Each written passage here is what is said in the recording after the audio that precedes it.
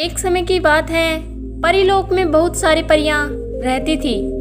उनमें से गुलाबी परी सबसे प्यारी थी। वह रानी परी की सबसे चहेती परी भी थी। गुलाबी परी यदि कोई अच्छा करती तो वह उसे जरूर पूरा करती। एक दिन खेलते खेलते गुलाबी परी के मन में आया कि क्यों न पृथ्वीलोक के सैर किया जाए। उसने पृथ्वीलोक और वहाँ के लोगों के बारे में सुना। वे लोग कैसे रहते हैं वह जानना चाहती थी। उसने अपनी यह इच्छा रानी परी के सामने रखी तो रानी परी ने ना नकुर किया, फिर मान गई। आखिर वह गुलाबी परी की इच्छा को कैसे टाल सकती थी। रानी परी ने कहा, पर मेरी एक शर्त है।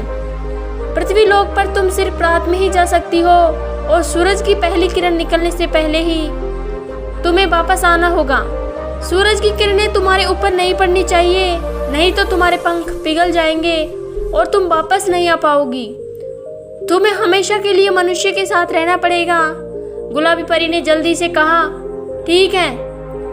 वह तो पृथ्वीलोक पर जाने के नाम से ही उत्साहित थी। रानी परी ने कहा, लेकिन तुम अकेले नहीं जाओगी, तुम्हारे साथ 3 और परी बहनें भी तुम्हारी सुरक्षा के लिए जाएगी। सब्ज परी, नील परी और लाल परी। गुलाबी परी और भी खुश हो गई। ये सब तो मेरी सहेलियां हैं, अब तो और भी मजा आएगा। हम सब वहां जाकर मजे करेंगे, किसी बाग में खेलेंगे और नृत्य करेंगे। बाकी परियां भी बहुत खुश हो गई। आखिर उनको भी पृथ्वीलोक जाने का मौका मिल रहा था। वे सब रात का बेसब्री से इंतजार करने लगी।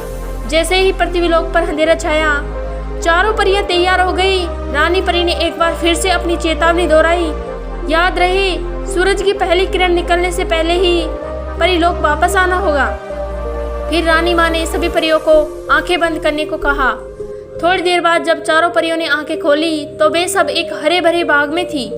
चारों तरफ सुंदर सुंदर फूल खिले हुए थे। तितलियां फूलों पर मंडरा रही थी, हवा में ठंडक थी। उन परियों को ये हरियाली इतनी अच्छी लगी कि उन्होंने नाचना शुरू कर दिया।